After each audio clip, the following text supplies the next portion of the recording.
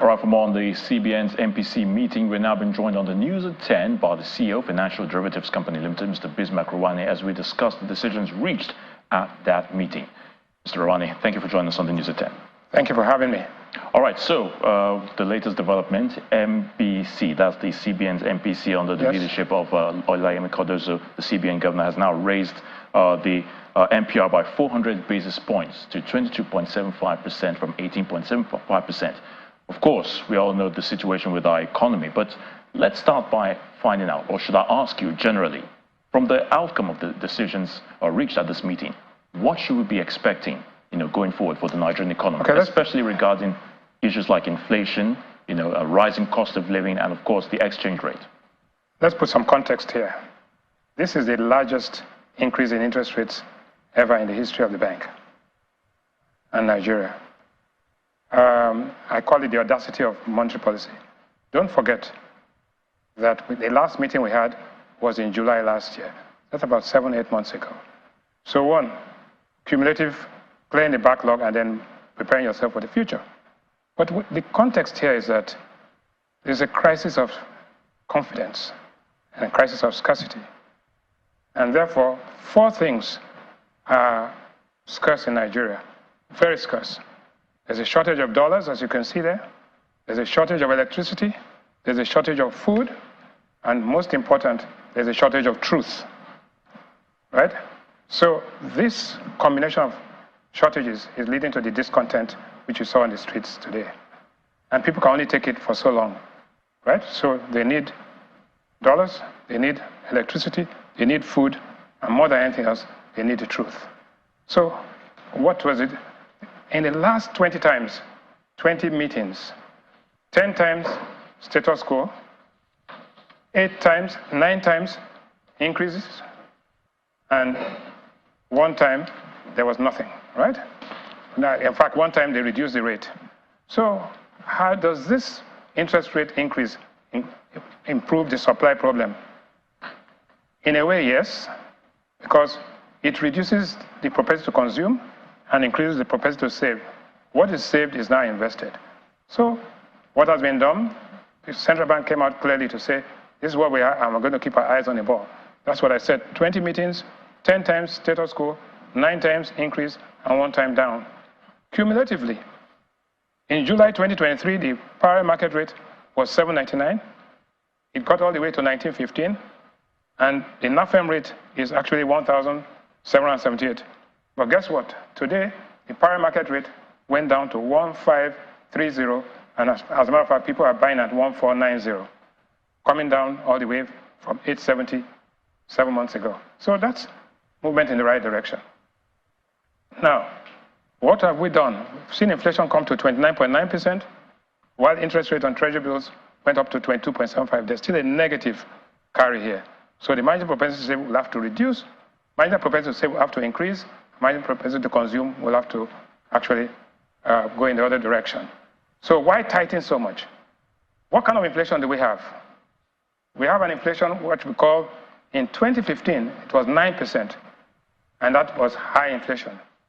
In 2018, it was 12%. We call that spiraling inflation. And then by 2024, we have what we call galloping inflation. What we don't want is to go into hyperinflation. It's a 19-year high, and food inflation is at 35%. So people are under pressure. They are hungry, they're angry, and they're irritable. And they are becoming desperate. A desperate man is a dangerous man. So what do we want to do? We see that in 2025, it will moderate and begin to come down and soothe nerves. Now, what does this mean? There are 4 factors that are leading to high inflation. Number 1 factor is the exchange rate, 50% pass-through. Number 2 is money supply, 93.7 trillion naira. That's 25% effect. Then supply chain disruption and other factors, 15%. Fuel price is 10%. So if you solve the money supply problem and solve the exchange rate problem, you've knocked off inflation. But guess what? In Q4, this was a basket. Food inflation was 35%. Non-food basket was 23.5%. So the real culprit here is food inflation. Now, how does this? So is this move enough to reduce inflation? Partly. Is it It's a necessary but not sufficient condition. Policymakers will still scratch their heads. And the next meeting is exactly 4 weeks from today. We'll wait and see what happens. Now, how does it affect you in the price basket? Especially the common man on the street. Now, a bag of rice in December was 70,000. Currently it's 78,000. By April, we think it will be 80,000 naira. A bag of beans was 50,000. Currently 68,000. It goes up to 70,000. Tomatoes is at 30,000. It goes up by 100% to 60,000. Bread from 1,200 is now 1,500. Yam 2,500 to 3,300. Guess what? The big culprit here is the eggs. The eggs, one egg is now 160 naira. It's now, we expect it to go to 5,000 naira. What happens? Because next month you have Ramadan fast and you have the Easter. Easter, that's right. So what is going to happen? Impact on you, go back again. First, so you immediately, some things are going to change. Medical tourism is going to reduce. School fees, international school fees will increase. That's what it is. School fees increase, medical tourism increase. Airfares, it's now 2.4 million naira Lagos-London return.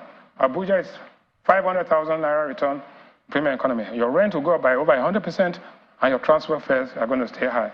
So some difficult days, I had some slight more pain before the gains come. Now, what happens next? Right? We think that during Ramadan, people eat once a day. But we found out the data shows that that one meal is more than 3 meals previously. So basically, we expect prices to increase during Ramadan and during the Easter. So what do we see? Commodity prices will remain elevated during the festive period. Interest rates will increase, right? And stronger transmission mechanism. The naira begins to appreciate, and the stock market goes into correction and bear territory. We expect the stock market to continue to be negative for the next 1 or 2 weeks. So that, you can call that a buying opportunity, but let me tell you, this situation is a wake-up call. The government and the policymakers will either have a wake-up call where they do the things right, or they will have what Bob Marley described as a natural mystic, which says that this may be the first trumpet, it might as well be the last. What happens after that? Check out what Bob Marley said. Thank you. Mr. Bismarck, we thank you so much for your thoughts on the news at 10.